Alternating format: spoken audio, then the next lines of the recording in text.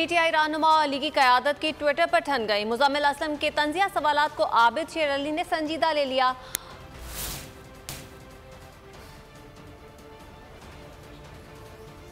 फौरी एफिशिएंसी का मुजाहरा करते हुए 5 मिनट के फ़र्क से जवाब दे दिए।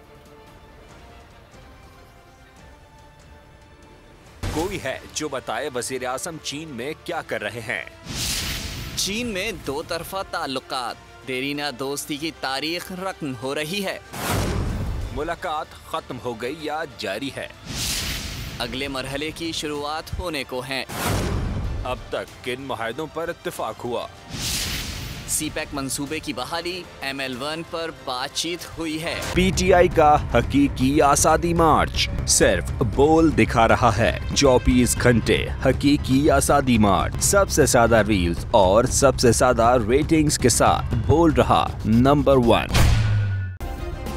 सब्सक्राइब करें और बेल दबाएं ताकि कोई खबर रह न जाए।